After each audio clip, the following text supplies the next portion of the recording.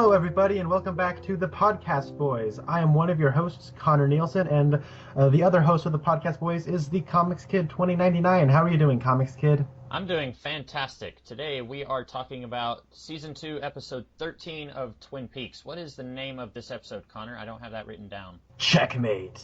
That's a good name, considering things that happen, and also it's just a good name. So we've got some stuff that happens here. Major Briggs is talking with Cooper and Harry about his experience being abducted, and then he's taken away by some Navy men who work for Colonel Riley. I don't think we've seen Colonel Riley before. Coop and Denise set up the sting with Ernie in what I assume is Connor's God Bless You Hawk moment of the week. Hawk is prepping Ernie for the sting operation. While all of that is going on, Harry deputizes Coop. The sting goes horribly wrong because the microphone that Ernie is wearing starts smoking, and Cooper trades himself for Ernie and Denise. Denise goes into the Dead Dog building dressed as a waitress from the Double R, giving Cooper the opportunity to shoot Jean Renault, and the sting is more or less successful. Meanwhile, Andy and Dick team up to investigate Little Nicky with some humorous results there. Norma and Ed talk at the Double R, and then later Norma leaves to go meet with him in secret, which Hank does not like. Later, Ed and Norma do the nasty. After this, Hank attacks Ed, but it is in turn attacked by Nadine. Shelley and Bobby seemingly have broken up now. Bobby wants to focus on his career working with Ben Horn, and Shelley is left taking care of Leo. James Hurley plays right into the Cougar Lady's hands as they smooch. Later, after James has fixed her car, they do the nasty. The Cougar Lady's brother is either not her brother or he is her brother, and they are kissing, and it's really gross. I'm assuming they are not siblings like we were led to believe. Nadine hits on Meth Damon and assaults him with a kiss even after he tells her that he is very not interested in her. Harry and Josie talk and kiss a little bit. We get a little bit of weird information from that scene. Ben Horn has sunk further into insanity and is playing with Civil War figurines and is reenacting battles. Catherine comes to visit him, and they prepare to do the nasty. There is a lot of people doing the nasty in this episode. Donna asks Ed for help finding James, and Ed tells her where James is staying, or rather, he tells her this bar that James wanted his money sent to. Leo wakes up, and it is terrifying, and he is about to attack Shelley. And then at the police station, Wyndham Earle has left a dead body and a chessboard for his next move with Cooper. And that is everything that happens in Checkmate. Connor, what did you think of this episode? So I think it's time to just stop beating around the bush with this and just say that this series has just started to meander, and I think it's really apparent. I don't know if this is like an episode where we're kind of wrapping things up and trying to kick into a new gear, but I really like the beginning with Major Briggs. Yes. I really like 10 of the last 11 minutes. I went back and checked to be very specific, but everything in the middle I was very not big on. I like a couple of the ideas at play here, but for the most part, I feel like we're just spinning our wheels and not getting anywhere. How did you feel about this? I think what you've said is very accurate. I agree with what you've said, but I don't feel as strongly about it as you did. I think I like this episode more than you. Now, we may talk about it a little bit, and I may come to not like it as much, but I kind of like this episode. There is a good portion in the middle where not a lot is happening, and I do think there is quite a bit of subplots kind of spinning their wheels, but also in some ways I think that it's a lot better about moving forward with some of this stuff than it has been. This is, I feel like, the first time where the Nadine subplot has felt important at all.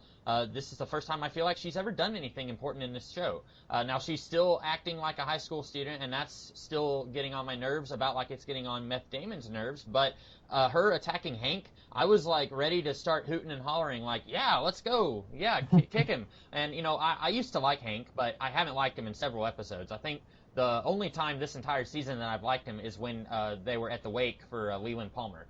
So it's been a while since I've really liked his character, so I was kind of happy to see her kicking him a little bit and beating him up. Like you said, I like some of the ideas at play, but I don't necessarily like the execution of all of them. I like that we are done with Jean Renault and that whole subplot. I've been happy. I think you've liked Jean more than I have, and I don't hate him, but I did think it was a little weird that this whole time he was blaming Cooper for his brother's deaths when we both talked about this. Cooper wasn't responsible for either Bernie or Jacques' death.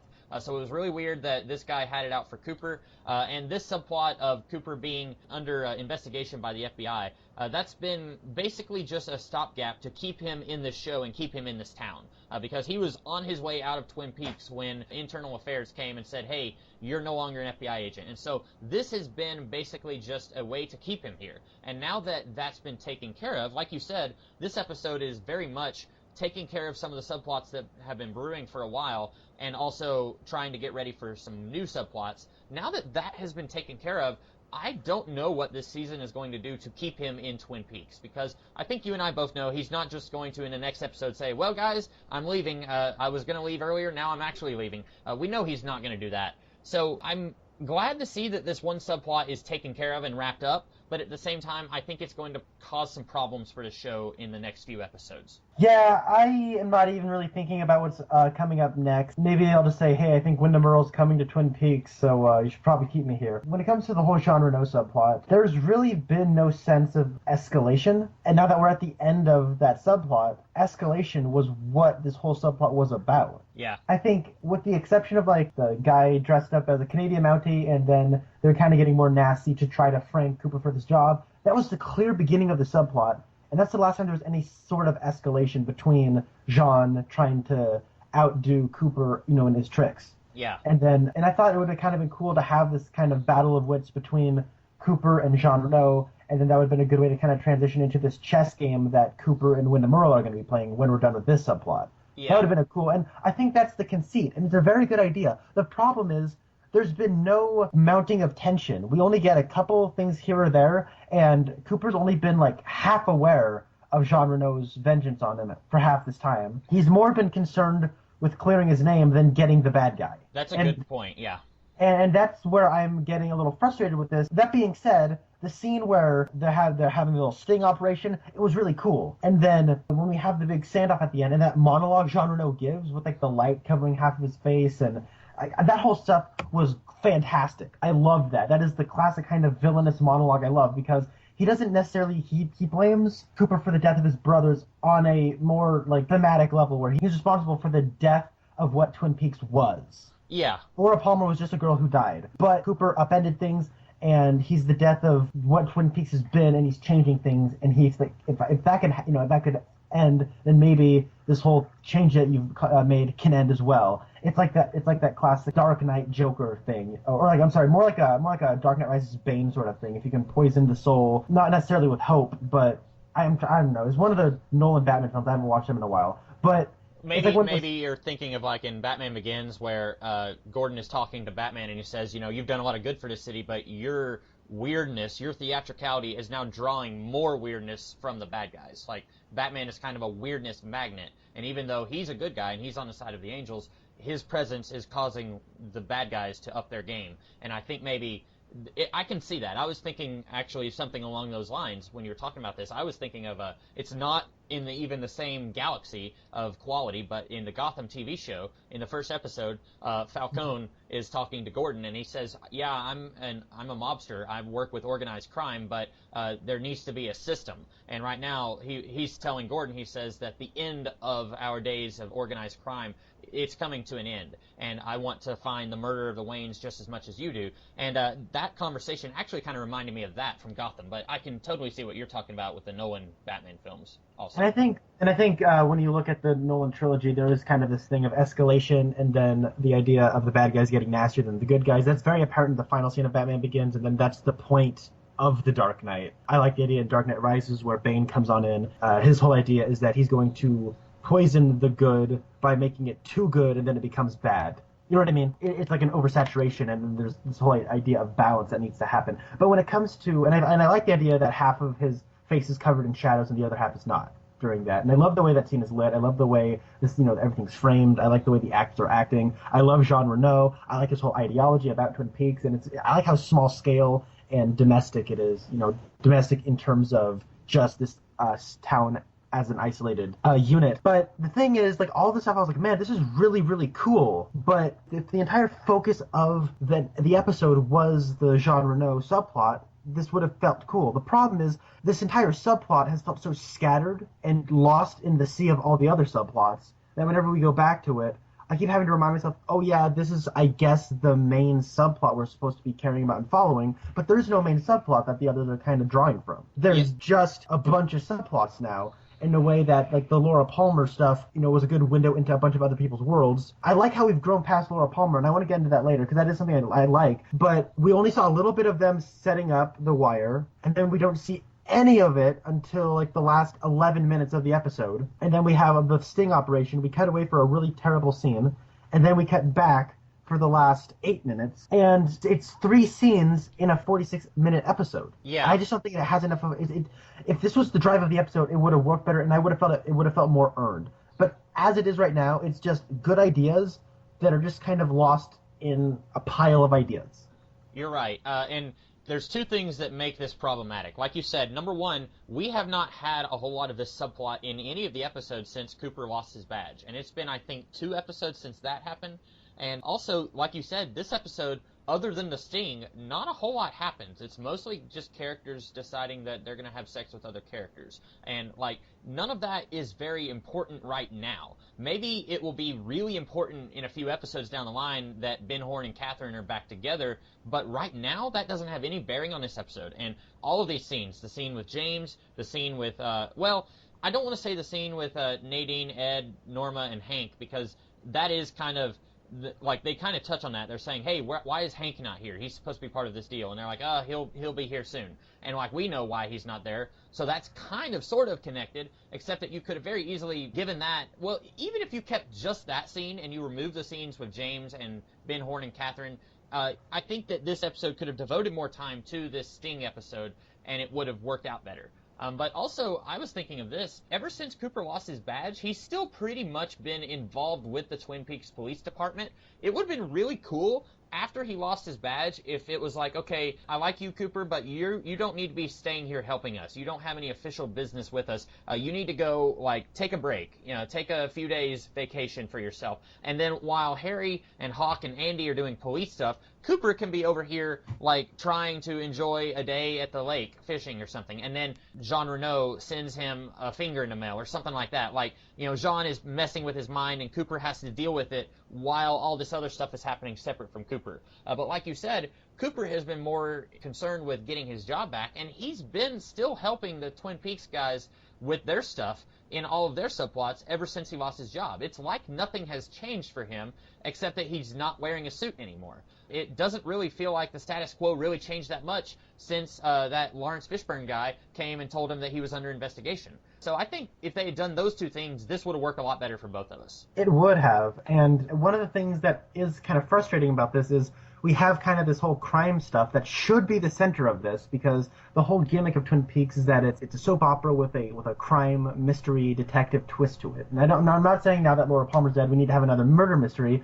but I want some kind of mystic intrigue. Yeah. Right now our mystic intrigue is just making way for a bunch of soap opera, and and soap opera's always been part of the DNA of Twin Peaks. The problem is right now we have like 7 subplots that are all soap opera, and they're all bad soap opera. Exactly. Really bad. We have that scene with Josie and Harry. I almost like threw up. That scene was so bad. I think one of the lines she says is, "I am safe here." And while I'm here, you're safe where you are, or something like that. No. I think the line is, "I am safe here, and when you're here, I'm safe too." Oh. What does that even mean?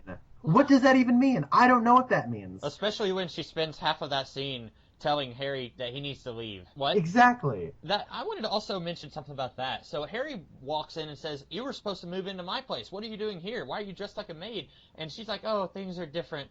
And again, Catherine refuses to tell Harry anything. I do not understand why Harry is involved with this woman. We have not liked Josie since day one. This is just mind-boggling to me that these 2 are still in a relationship. Josie, I may have called her Catherine. Josie still hides stuff from Harry, and Harry is acting like there's nothing going on. He says, "You were supposed to move in with me." Okay, she came back like 2 days ago in Twin Peaks time. It was not last episode. It was the one before that, where Catherine and Josie agreed that Josie would be Catherine's maid. So around that time, I assume, is when Harry was expecting Josie to come and move in with him, or like come to his house and he would go and get her stuff or something. And he spent all of yesterday not worrying about her, like not thinking, hey, where is she? Like, I think that it's really weird that he waited 2 days to come and say, hey, what's up? Why didn't you come to my house? And I guess we didn't have enough room for that subplot in the last episode, but it's still really weird that he waited this long. It is weird, and that scene drove me crazy. But then on the Catherine front, her getting back together with Ben is just regression. That's all it is. And speaking of Ben Horn, okay, I've had it. I've had it with him going crazy. I've had it. Yeah, and I know that I've been the one defending that subplot, and I'm done defending it. Nothing's happened with it. Everyone in the show is just fed up with it. I'm fed up with it. And it's not going anywhere. It's just eating up time. That's all it's doing. And it just goes on forever. And we have a great actor and a great character just in a Confederate uniform putting on a stupid Southern accent. It's driving me nuts. Unfortunately, it's not Richard Bamer's fault. It's not his fault that this stuff is so bad. It's the material that he's given, but he is trying his best. But you're right, it's not good enough. I am also getting tired of it. It's weird that, I feel like we've had the stupid stuff with Nadine a lot longer, but we haven't gotten as angry about that. We haven't been enjoying it, but we haven't gotten as frustrated with Nadine is still in high school. We haven't gotten frustrated with that like we have been, because I'm not really liking the Ben Horn stuff either. I feel like it's mostly just trying to tread water. We haven't really done anything with Audrey since she came back from being a prisoner at One-Eye Jack's, and now it feels like, okay, she's not investigating the death of Laura Palmer anymore. What can we do to keep this character busy? What can we do to keep Ben Horn busy because he's no longer involved in all these schemes with Josie and Catherine? Let's drive him crazy, and let's have Audrey be worried trying to save the business.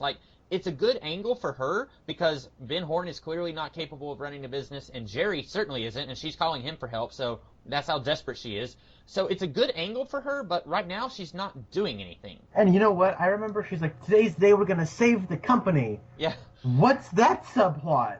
Yeah. When has she been...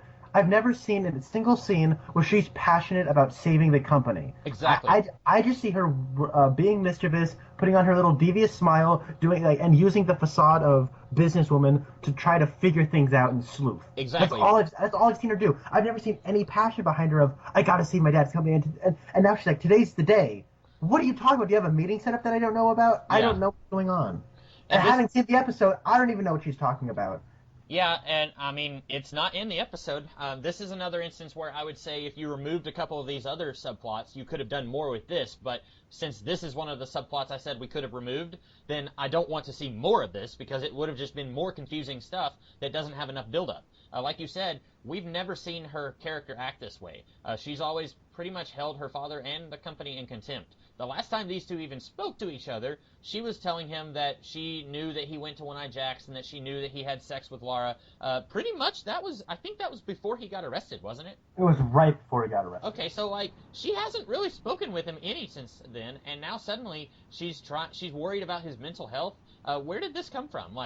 We needed a scene where she's talking to Cooper, and unfortunately, since Cooper is so busy in this episode, he has always been her confidant. We needed a scene where she was talking to him saying, I've always hated my father, but now I'm worried about him. We needed something like that. Well, we had last episode where she went to the secret door and she just kind of looked in through the window, or looked in through the peephole and saw him being crazy. And then she had a reaction shot of, oh dear. Yeah, I forgot about that, and that's But you are right. We need to have a conversation about this. Right, and that little moment in that episode was so forgettable. I didn't remember it until you just brought it up. I wanted to talk about this is not a huge point, but Harry just tosses out these deputy badges like they're candy. I guess this is the first time that we've actually seen him deputize someone, but this is just my real world brain trying to dissect something, and I probably shouldn't be paying as much attention to it as I am, but I feel like it would take weeks of paperwork, and you would need other people to vouch for this guy. You can't just say, all right, you're a deputy now. That's something you would see in a Western that's set in a town of 30 people, and the sheriff just needs this guy to help him stop the bad guys from stealing all the cattle or something like that. That happens in High Noon. That doesn't happen in Twin Peaks. Yeah. And I was going to make, and I'm glad you brought this up, because are you, legally allowed to deputize somebody who's under investigation by the FBI? I would think you're not. Maybe you are in Twin Peaks. Maybe the law doesn't mean anything in this town. But, and again, this might be something if this was a town that is as small as they're trying to make us think it is.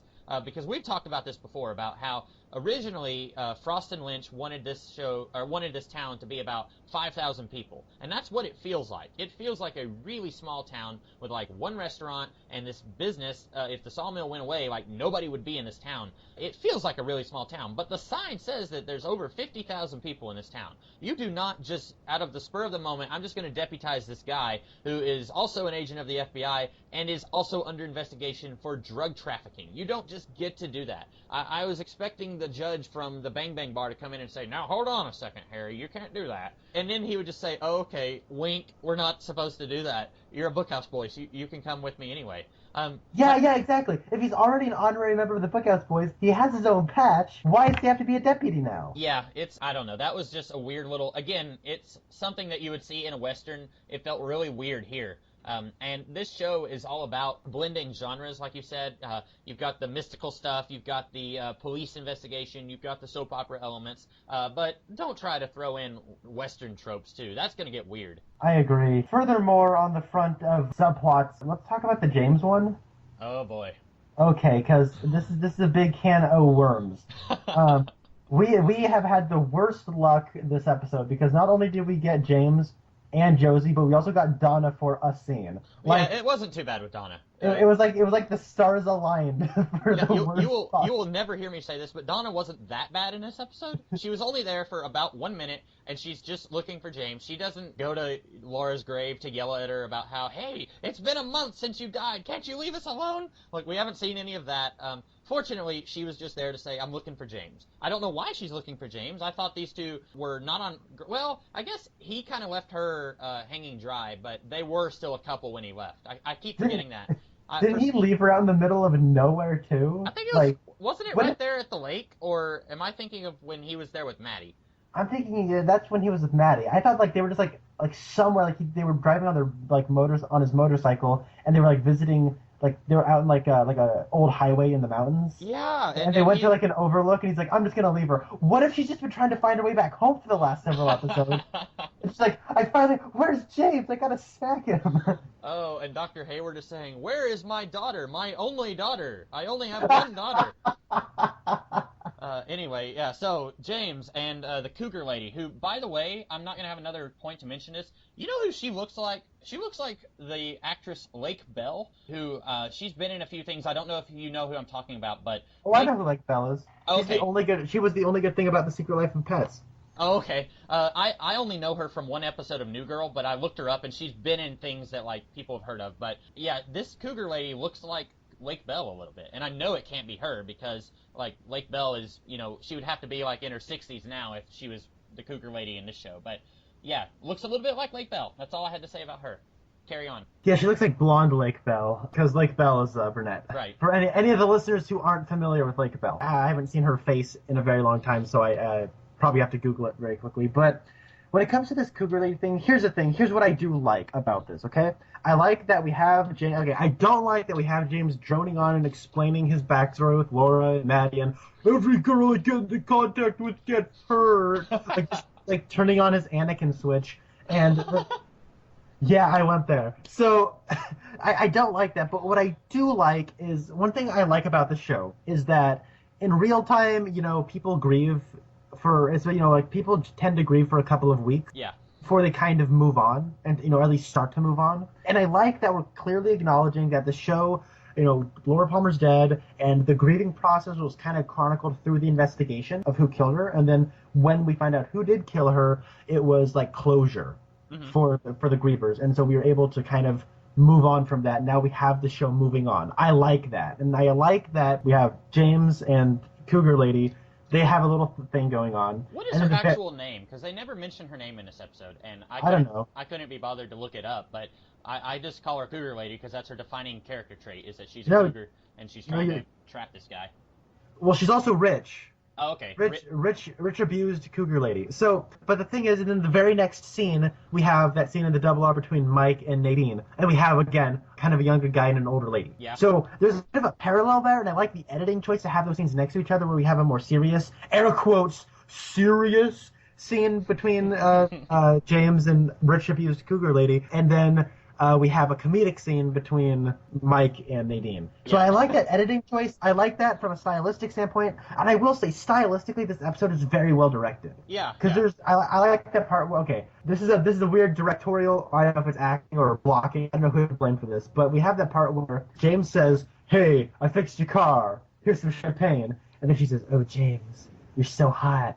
And then he looked like Anakin, upset Anakin. He puts on upset Anakin face, and then he throws the champagne out of the bottles. I thought he was gonna walk home like, oh, he's upset about this, and then he throws him in the car, and then he starts making out with her. Like, what? This is so weird. But then right after that, the directorial cinematography, I don't know what kind of, it's a stylistic choice I really liked, was the camera starts pulling out, and it was such a neat. It was like almost I believe the correct. I don't know if it's a dolly that they're using. I think it's a dolly track kind of thing where it's pulling out through their driveway, and then that shot ends with the creepy brother guy, wormily looking around the corner, going, "Oh, they're making out." Yeah, so let's talk about him. So all this time we thought he was the brother. He said he was her brother, and then he's watching them prepare to do it on the car in the middle of broad daylight so that everyone can see, and he turns around and he smiles. And I thought, okay, that's a little weird. And then when we find out that apparently they're lovers and not siblings, it's even weirder. That she's part of she's put together this plan to actually have sexual intercourse with this teenager, and he's okay with it. That's all very strange. I don't even know what to make of this. Have you seen the movie Dirty Rotten Scoundrels with Michael Caine and Steve Martin? No, but have you seen the movie Crimson Peak? I have not. Okay, so why don't you explain Dirty Rotten Scoundrels and I'll explain Crimson Peak. Okay, so my thing is a silly thing, extremely silly. So Dirty Rotten Scoundrels is about these two con artists. Michael Caine is a very veteran, experienced con artist. He hits up women to get, thousands and thousands of dollars from them. He's very good at it. He's been doing it for a long time. Steve Martin is okay. He will get, $100 off of a lady, and he thinks he's done a good day. So he finds out that Michael Caine is a con artist, and then I can't say that word, con artist. So they spend the whole movie. Steve Martin is training under Michael Caine, and then at one point they have come to blows more or less, and they're saying, all right. We can't both stay in this town, so we're going to see which one of us can get $100,000 off of that woman right there, and then whoever wins gets to stay in this town. So I am imagining right now. You said that James Hurley, his mom is not actually an alcoholic who was never there for him, and that he just uses that to get with girls. I am imagining when James finds out that he's been played by this lady and that she's just making all this stuff up, that he'll be like, "You're really good. I want to train under you," and we'll just get a spin-off movie that's like Dirty Rotten Scoundrels, but it's James, the cougar lady, and her brother. I guess it's funnier if you've seen the movie. No, that's really funny. I would really love to see that. It'd be awful because James would be in it, but I love Dirty Rotten Scoundrels, so it'd be funny just to get that plot all over again, but in the Twin Peaks world. So Crimson Peak. So Crimson Peak, the 2015 Guillermo del Toro horror romance mystery ghost movie starring Tom Hiddleston, Mia Wasikowska, Jessica Chastain, Charlie Hunnam, those people. Basically a bunch of good actors and Mia Wasikowska. And surprisingly, I don't even know who that is, but that's a good burn on her. Yeah, Mia Wasikowska, she played Alice in Alice in Wonderland and Alice Through the Looking Glass. She was in The Kids Are All Right, and she was the main character in Crimson Peak. I thought it was Tom Hiddleston. I haven't seen that movie, so... Okay, so basically the plot is Mia Wasikowska plays the daughter of some rich dude, and she, like Alice in Alice in Wonderland, she's a very modern woman in a non-modern time, and she wants to be an author, and she's really good at writing books. And but all the people are, "Oh, a woman can't write a book," and I don't know. I think her dad was like an architect or something. But then we have Tom Hiddleston and his sister, played by Jessica Chastain, enter, and he's an inventor. He's Mr. Whimsical Inventor. He's like, "Oh, my invention! Nobody sees me for my genius." And she's like, "Oh, I see you for your genius, Tom Hiddleston." And then they basically fall in love really, really quickly. And he marries her. And he's like, "You got to come live at my creepy house that lives in the mountains." And it's like this rundown house that has a big hole in the ceiling in the entryway. And Jessica Chastain is very cold and callous, and she doesn't talk. She's very mean, and she just kind of glares at her from the corners. Basically, and there's ghosts that live there. Yeah, it's not really a horror movie. There's just ghosts that live in the house. So it's kind of like Casper. I haven't seen it, so I'm assuming right now I'm just imagining it being like goofy comic relief ghosts, and Jessica Chastain is just trying to get rid of them. Yeah. So, oh yeah, her dad gets murdered very brutally, and then we find out. Spoilers for Crimson Peak. Do you mind if I tell you the? No, go ahead. Okay, so we find out Jessica Chastain murdered her father so that they could get together, so that Tom Hiddleston could get together with her, so that they could murder Jessica, so that they could murder Mia Wasikowska, so they could get her money, so they could fund their inventions and stuff. So And that's it's very similar to this then. very similar, and we also find out that Tom Hiddleston and Jessica Chastain are doing the nasty with one another, But, and they, then but they're not actually siblings, right? oh no! So then there's like what happens is when you find out, Mia Wasikowska walks in on the two like totally making out, and then she goes, "I knew it! I knew you weren't siblings." And then Jessica, and that's the line of dialogue, and then Jessica Chastain says, "That's the funny part. We are," and then she throws her off of a balcony. Oh. It's so weird and messed up. That is the movie that Guillermo del Toro decided to make instead of Hellboy 3. Well, to be fair. Yeah, I to know. be fair. It's not his fault, but still, there is no justice in the world when that movie is made and Hellboy 3 is not. Anyways, I thought it was a really cool plot twist. I mean, you could see it coming from a mile away, but at the same time, I'm the most gullible film goer ever. I will believe whatever a movie tells me, unless it's very obvious. But whatever. I wonder if Guillermo del Toro was a fan of Twin Peaks. Oh, I am more than positive he is. The movie's called Crimson Peak. Right.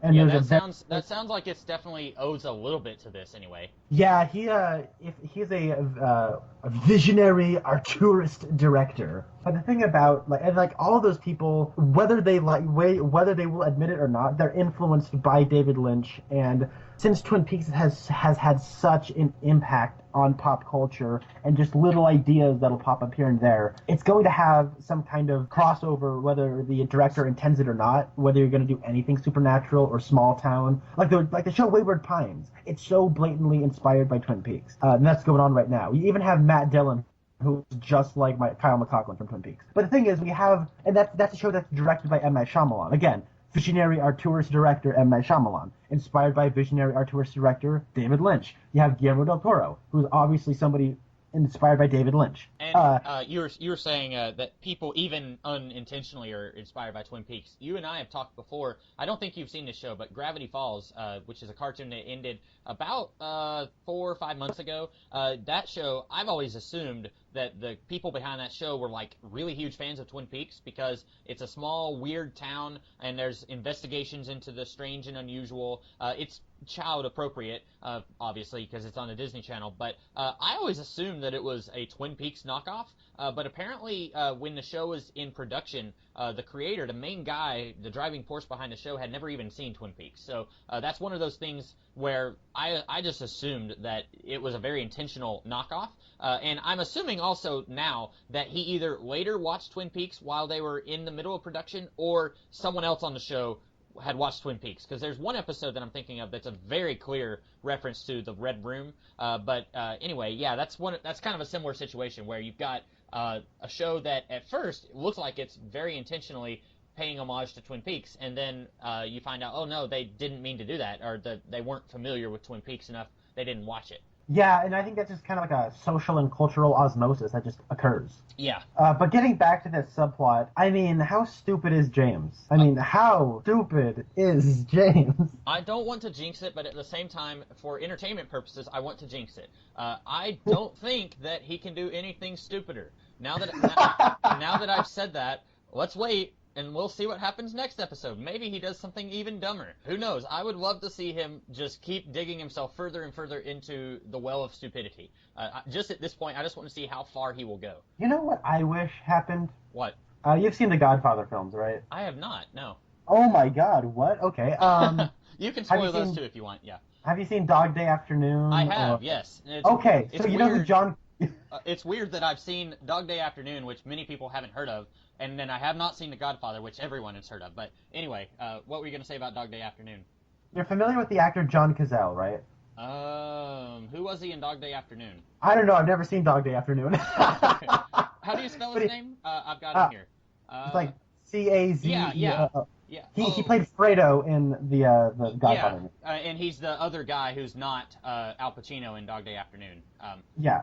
The thing is, I think he passed away very early on. I think he was only in 7 films, and funny enough, all 7 of those films were nominated for Best Picture. And I think one of those things that he was in, they used footage that they never used in the final cut of Godfather 2 in Godfather 3. Oh, okay. But I feel like this brother character, they should have gotten John Cazale if he was still alive. He does kind of look like him. Like he's got that. Not to be mean, but John Cazale looks kind of creepy. He looks a lot like him. Like I can kind of see a resemblance there between the brother and John Cazale. Well, let's be polite. Let's call him homely. Okay. So, yeah, John Cazale has that kind of homely, frazzled, receding hairline, thinning hair, sort of. You know, he has very thin hair, and it's a receding hairline, so he kind of has that look going on. And if they had made the Lord of the Rings movies in the 1970s, he is who I would have cast to play Wormtongue. Ooh, that's good. I mean, I love Brad Dourif, but that'd be a great casting call. Yeah. But yeah, this whole subplot with the cougar lady, it just makes everyone look really. It just makes James look really, really stupid. And then he calls Ed, and he's like, empty my savings account. And then Ed goes, there's only $12 in there. I thought I heard him say that. I had it turned up pretty loud, and it was kind of quiet, and I was like, he did not just say that he only has $12. And he said, okay, well, however much it is, send it to this bar. And I was thinking, the postage on that is going to be $12, James. Like, you can't really, like, you could probably make that much money charging this lady to fix the car. Like, you don't need the $12. Let it say in your account. I don't get this. It's so weird, and oh my god. I can't wait for him and Donna to be reunited. I can't wait for him to explain. So, even though it's only been 3 days, I had sex with this cougar lady, and I was an idiot, and Donna says, well, no surprise there. Oh boy. James. I on the one hand, like I've said many times, that I wish that all these horrible characters weren't in the show, but if they weren't, we wouldn't have nearly as much fun making fun of it. It would be a much better show, but it would not be as enjoyable making fun of these awful characters. Yeah, I agree. Any other subplots we're missing? Not so much a subplot, but I do wish that Bobby was more involved with the Major Briggs scene. He was with his mom at the end of last episode, and Major Briggs comes in and he says, I'm back. Bobby, get me a drink. And then the next thing we see, Major Briggs is in his official military uniform, and he's talking with Coop and Harry, and Bobby is acting like nothing has happened. He's back to business with Ben Horne, and he breaks up with Shelley, and he's acting very career-minded, which is what he's been doing for several episodes, but I wish we could have had more tenderness, more of a father-son moment between Bobby and Major Briggs. That was completely absent in this episode. I wish that we could have had something like that. It would have required giving more screen time to Major Briggs, but you could have, like I said, you could have removed about half of the soap opera subplots in this episode, and you could have done that. And I would have liked to have seen more of that. Yeah, I really like the way this episode opened. Very surreal. Again, stylistically, very well directed. Oh, yeah. That's almost, now the budget obviously wasn't very high, and this was like 1990 or 1991, so it doesn't look fantastic, but he's sitting on this chair that's like on fire, and then he's like in a forest. Like, it's very unusual, and if they had a little bit of a better budget, it would have been very memorable. It would have been like, people would have still been talking about it to this day, kind of memorable. Yeah, I agree. But of course, I think because it does have a pretty low budget, it does have a very eerie, unnatural quality to it. That's fair, that yeah. I think makes it kind of creepy. But you are right. If they did have a better budget and they were able to make it look more convincing, it would have fried into people's brains a little bit more.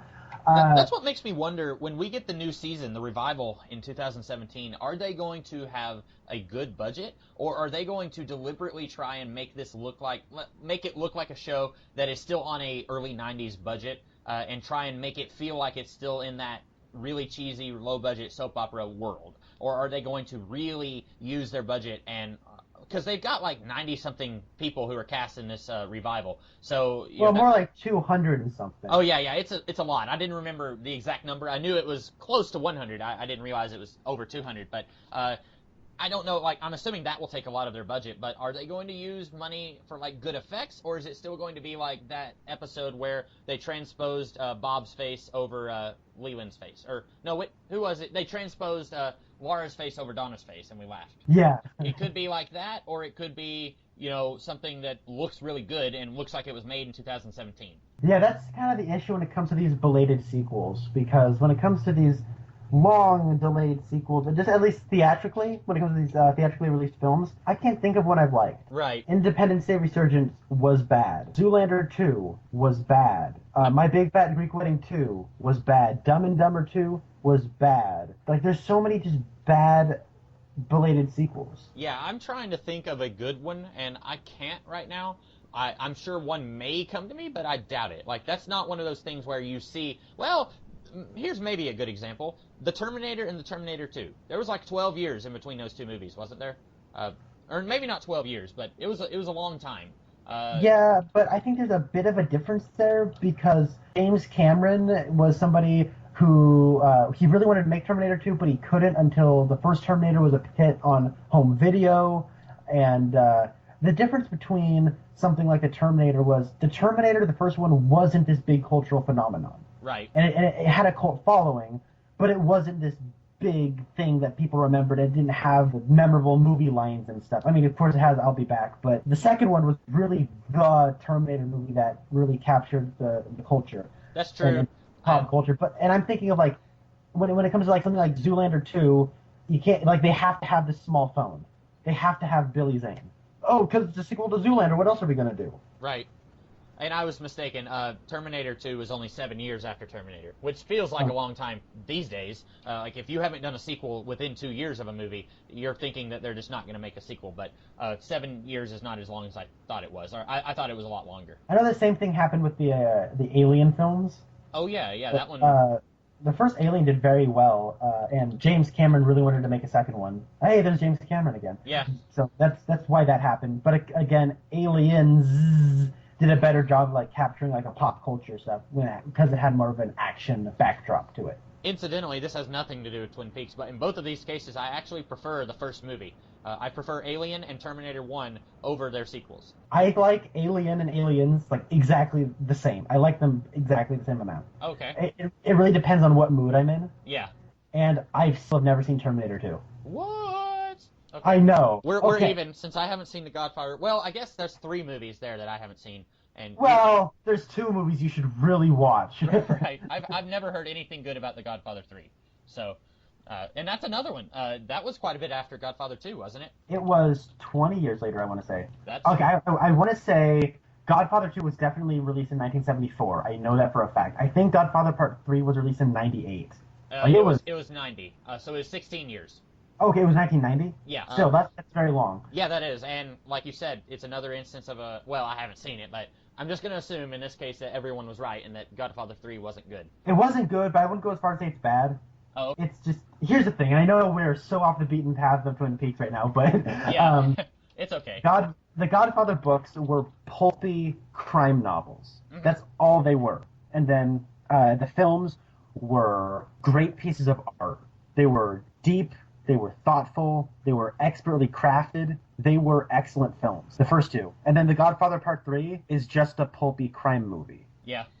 And that's fine if you like the Godfather books, but in terms of the movie, it's really jarring when you watch, and this is the big finale to the Godfather trilogy. And what's even weirder is it's crafted like it's the first 2, like it's made with the same kind of style, the same music, the similar visual aesthetic. But then you'll have in like the script these huge overblown action scenes, and like, there's like this one where like a whole room gets shot up by a helicopter. Oh wow! And like that happens in like Scarface. That happens in a pulp novel. That doesn't happen in a Godfather film. That happens in a Transporter movie. Right, exactly. And I mean, yeah, there's the scene in the first Godfather movie where one of the people gets shot in the car at a toll booth. But that still is pretty tame in comparison to a helicopter being involved in a mob shootout. Yeah, and of course I might be remembering the movie, the scene wrong. Maybe it's just an entire room just gets shot out by a couple of people. But either way, it's like it was so overblown and just kind of came out of nowhere that it felt like something that would happen in a pulp novel. We have the people get into a room and then they all get shot up. Yeah. we can't have one person get shot by a bunch of people in a car at a toll booth anymore. We got to have a whole room get flooded with blood. Yeah. And somebody's got to get framed for it, too. So it was just one of those things that I wasn't too big on. But yeah, and then when we have this Twin Peaks follow-up coming, the first Twin Peaks was made in such a time and place, and it captured a very specific tone and very specific visual aesthetic that could only really be created at the time it was created. It's going to be very interesting to see if they're going to be able to, because you know you're going to bring back the people who loved the original run of Twin Peaks. But the question is, are you going to be able to reignite interest in this from people who have never seen Twin Peaks?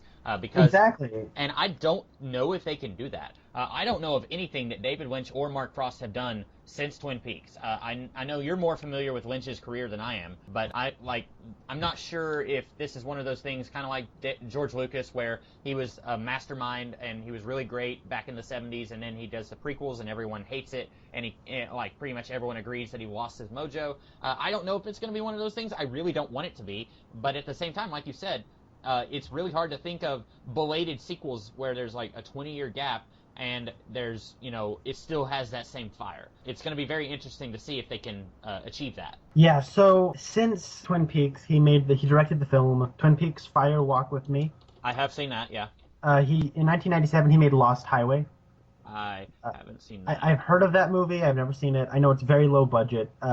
He made The Straight Story, which I've never heard of, actually. It garnered 1 Oscar nomination, 1 win at the BAFTAs, and 4 Golden Globe nominations. That's his next film, which is Mulholland Drive. Mulholland Drive, I've definitely heard of. Right. That came out in 2001. The next film he made was 5 years later, called Inland Empire, and it was released in 2006. And I know it starred Laura Dern, and I know it was apparently very scrappily made and very ugly to look at, apparently. Oh, yeah?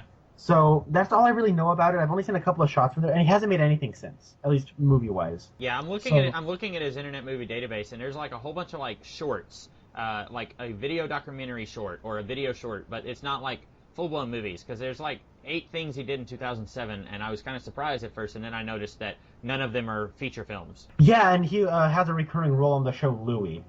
Oh, okay. I know that is bizarre. Yeah. He plays a character in 3 episodes of Louie. Wow. Which is weird. Yeah, that is weird.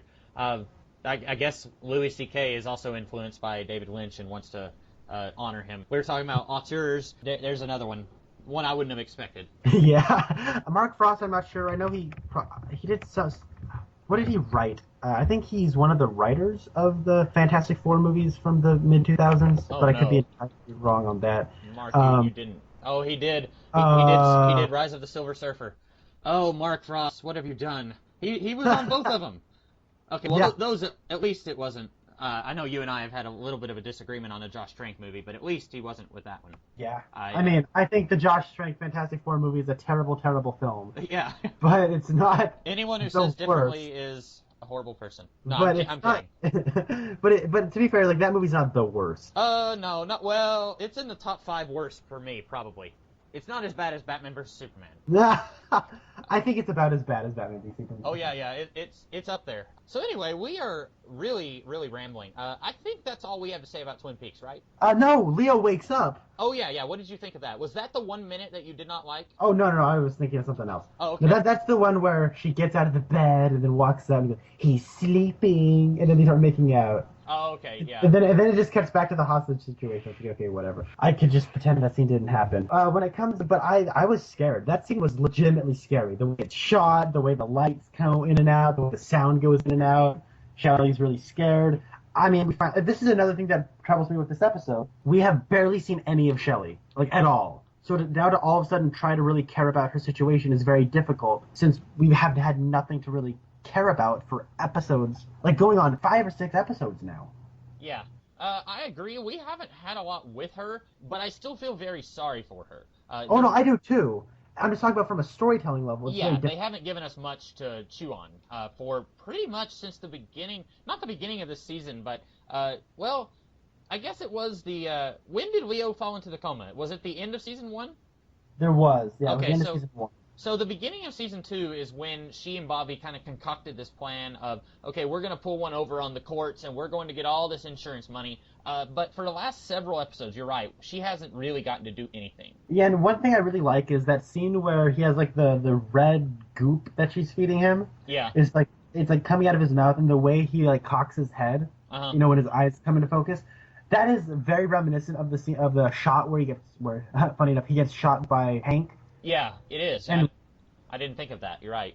and one thing I like about the scenes with Leo and Shelley is we actually hear Invitation to Love. We hear it. Yes, I was going to mention that and I forgot. That's like, I think the first time this entire season the Invitation to Love is even heard or mentioned at all. We don't get to see anything. We have no idea what happened after shot Montana, but we at least get it referenced. So that's nice. And I do like how it's juxtaposed with us watching Shelley and Bobby. And I like how you can almost infer that, like, we're watching this from the perspective of Leo and how he's kind of seeing this as this big soap opera playing out before him between these two characters. And I like that, like, almost on a meta level where we have Invitation to Love playing in the background. I like that parallel. Yeah, I really like that also. And I think that is everything that I had to say. I had forgotten about talking about the Shelley thing. We had spent so much time talking about the other stuff and admittedly, that's like a very small this episode. Like, that's maybe a minute long in this entire episode. There's very little time spent on that, but it'll be. It's weird that this episode basically has two bum cliffhanger moments. Like, I was dead sure that the episode was going to end with Leo, like, with the cake all over his face, and he says, Shelley. I was really sure that it was going to end with that. And then we get another 2.5 minutes of episode, and it's another, like, oh, Wyndham Earle has made his move. And I almost wish that we hadn't had that with Cooper and Harry, and they're talking to Lucy, and they go in and they find a dead body. I really wish we didn't get any of that. I know they're setting up new stuff, but we haven't really heard about Wyndham Earle at all since Al told Cooper that he escaped. Or maybe Cooper did tell somebody. He told Audrey about Wyndham Earle. But we really haven't been, like, it just kind of comes out of nowhere, I feel like. And I think the cliffhanger with Leo and Shelley just works better as a cliffhanger. It does, but I like how that cliffhanger is seated. Because in the past couple of episodes, like, or now the previous episode we watched, Wyndham Earle was like, he's playing chess game with Cooper, posted his move in the personal section of one of the newspapers, and then we have Shelley checking him in this, and she says that she hasn't seen anything, and so at the end of the episode it comes back. That's true. It is a good Chekhov's gun moment. But I still feel like if I had to choose one of these cliffhangers, I would have chosen the Leo one. And I would. I agree. I totally. I would have somehow left the Wyndham Earle, and I don't know how you would do that because that's not the way that you would start an episode. You wouldn't start with a bum. You would end an episode with that, and then you would follow up on it. So there's no good way to do it unless you just waited until the end of the next episode, and that would mean you would need an entire episode of treading water before you get a Wyndham Earle thing. But I don't know. I thought that was really weird how we basically got two moments that felt like they were supposed to end the episode, but they're just happening back to back. Yeah, that's true. Yeah. I think we've also forgotten that the whole Dick Tremaine and Andy subplot. Oh, I didn't have much to say about it. I thought it was funny.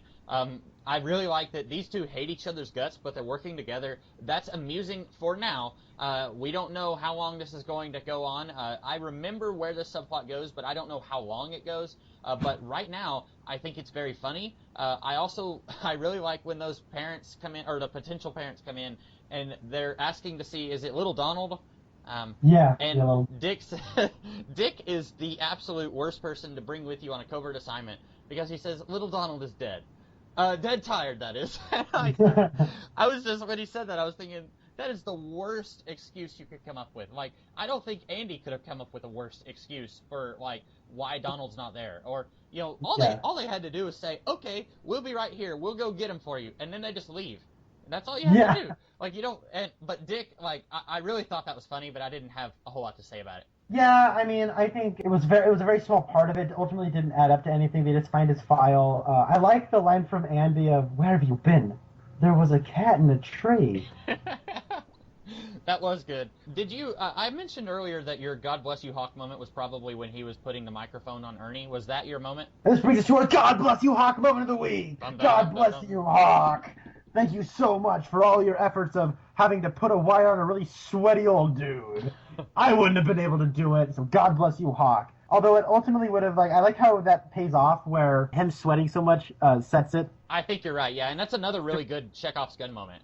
This episode has two good moments of that. It does. But God bless you, Hawk. You do things I can't do.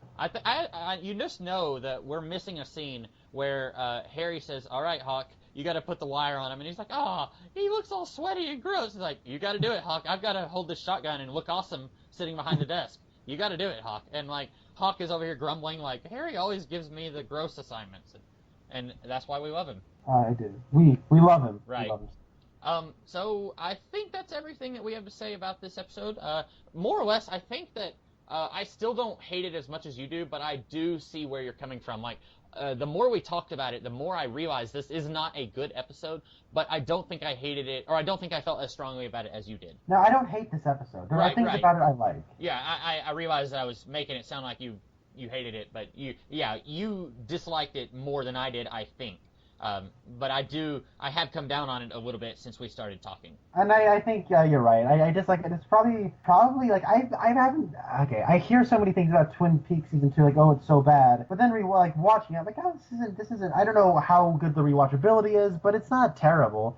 And this is probably the closest thing I've gotten to just frustration towards it, because there are so many scenes that just go on for too long and that ultimately don't add up to much. Yeah, this was a really like. You don't need to put 3 separate subplots of characters deciding that they're going to start having sex all in one episode. Like, that I guess you could say that there's something thematic going on there, but I don't think so. I think it's just, hey, let's let all of this pile up, and it's all going to come to a head right here. And it's just a whole lot of yawn. I don't really care. Let's get back to, I hate to say it, let's get back to the sawmill burning down subplot. That's something we really didn't like how long it took for that to happen, but it would have been better than, oh, we've got another couple of characters who are going to start having sex. Like, it's just kind of boring. Oh, yeah, no, I agree with you. I really hope Hank's not dead, because that would be the lamest way to go out. Oh, yeah, getting hit with a backpack and thrown through figurines. I really hope that the dog with the eye patch isn't. I know, that was what I thought. I was like, oh, Nadine's personal figurine that she got custom made, I guess, maybe. I don't know if she got it custom made, but yeah, that was what I thought whenever she broke it all. I was like, no! So that's all that we have. I think we will be back either next week or the week after to talk about episode 14 of Twin Peaks. I am the Comics Kid 2099. And I'm Connor Nielsen. See you guys next time.